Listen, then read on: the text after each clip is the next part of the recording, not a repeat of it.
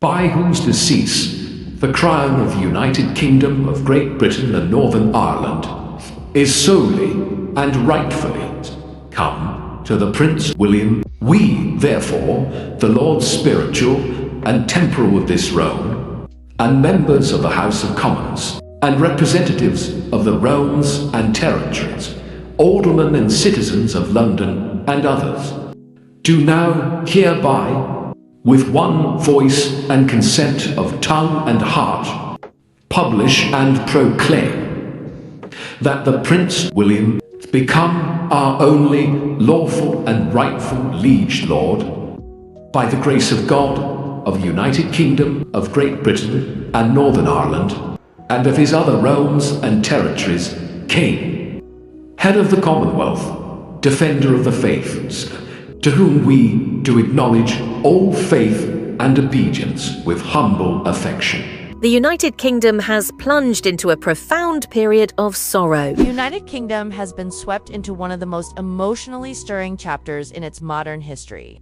Draped in mourning, the country now stands in the solemn shadow of a monumental lost king. Charles III has passed, and the heartbeat of a nation skips with grief. From the regal gates of Buckingham Palace to the modest village greens, flags ripple at half-mast, and a heavy silence has settled over the realm.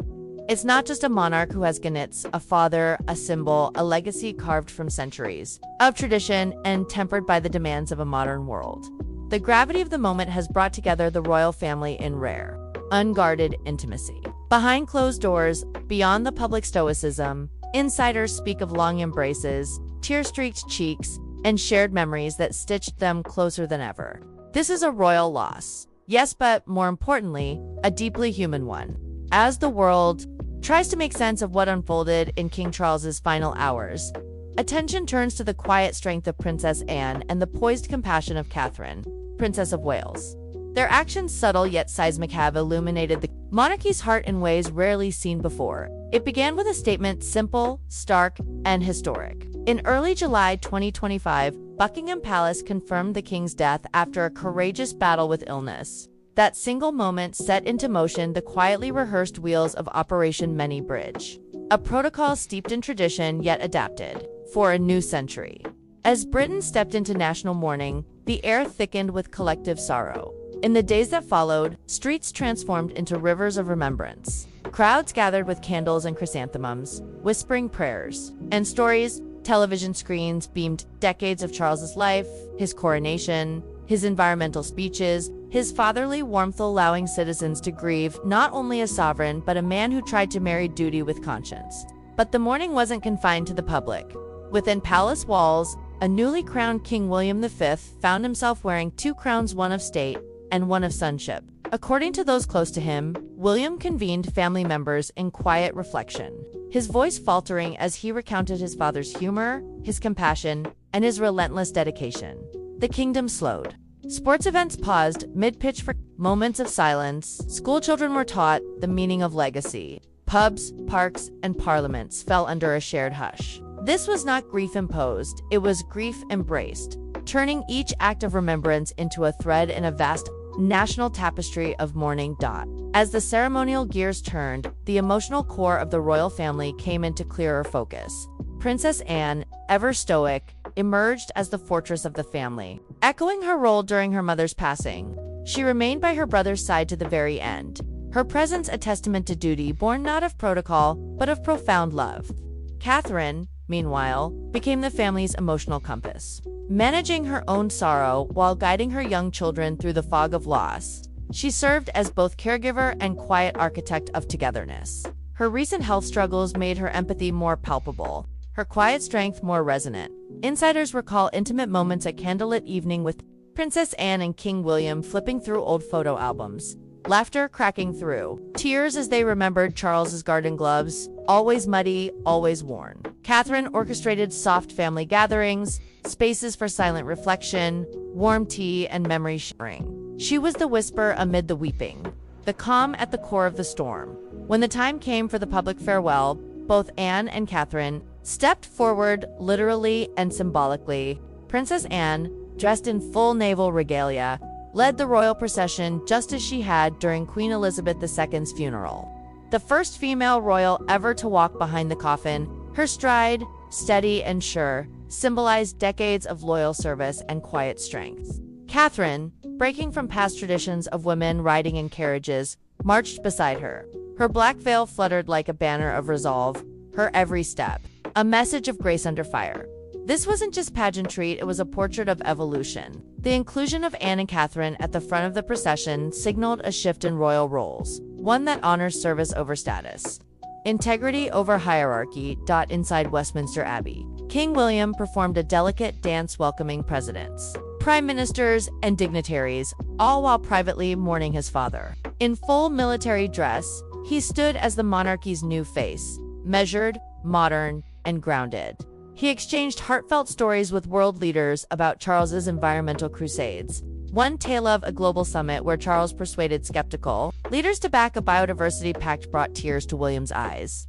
It was not diplomacy for protocol's sake. It was personal, spiritual, legacy-driven. The funeral itself was steeped in ceremony and symbolism. King Charles's coffin, draped in the royal standard, crowned and sceptered, was placed atop the historic gun carriage. The Royal Navy sailors, muscles taut, pulled it slowly through London's reverent streets. Big Ben tolled in solemn rhythm, each chime a heartbeat, each echo a goodbye. At the helm of the procession, Princess Anne and Catherine cut formidable silhouettes. Behind them, King William, flanked by his siblings and young children, mirrored that blend of loss and leadership. Prince George and Princess Charlotte clutched each other's hands, their eyes wide with inherited history. At one point, William paused to gently steady George, a father's hand on a young shoulder. The next generation held in place by love. The journey passed through Parliament Square, Horse Guards Parade, the Mall, and finally Constitution Hill, each landmark a backdrop to Charles's legacy. At Wellington Arch, the transition became official. With military precision and teary eyes, the coffin was transferred to the hearse. From there, the road led to Windsor, Charles's sanctuary, the green heart of his reign. In Windsor's shadow, guns fired and bells rang. The royal family reassembled, minute by minute, step by step, converging for the final rites. Global leaders now stood shoulder to shoulder with everyday citizens, all connected by a monarch who bridged diplomacy and compassion. And then the hush, a national 2-minute silence that blanketed the aisles in stillness. No traffic, no chatter, just breath, just grief, just unity. It wasn't the sound that moved people, it was the absence of it. Across living rooms and city squares, millions stood in that void, hearts wide open. The funeral culminated in rituals both ancient and freshly meaningful. The Lord Chamberlain broke his white staff, a symbolic end of service. Sustainable, floral, wreaths laid at Charles's tomb echoed his environmental mission. Even the state vehicles were carbon neutral, a nod to a king who once warned us of climate calamity before it became fashionable. Princess Anne once again stood guard. Her vigil, unflinching, Catherine read tributes, tears glistening but never falling. King William left a personal token, perhaps, a sprig from Charles's cherished Highgrove Gardens on the coffin, his hand lingering just long enough to remind us this was not just ceremony, but goodbye. This moment was not merely an ending, it was the turning of a page. King William's vision now begins to take form. A monarchy slimmed down, more connected, more contemporary. His focus, mental health, youth, climate, and public service. Sources say he's already reorganizing palace operations, breathing new purpose into old walls. Where Charles sowed, William intends to harvest with innovation, empathy, and resolve. Across the country, people continue to gather, lighting candles, planting trees, and sharing their stories. Memorials rise, not just in stone, but in action. King Charles's impact lives on through initiatives, through his children, and through the very landscape he tried so passionately to preserve. As the national anthem faded over Windsor, the sun set not just on a monarch, but on a man who lived purposefully. In the steady steps of Anne, the nurturing grace of Catherine, and the quiet determination of William, the monarchy has found its new voice, one shaped by grief, bonded by legacy, and carried forward with heartfelt strength. So, what touched you most from this unforgettable farewell? Tell us in the comments, and stay with us because while one era closes, the next has only just begun.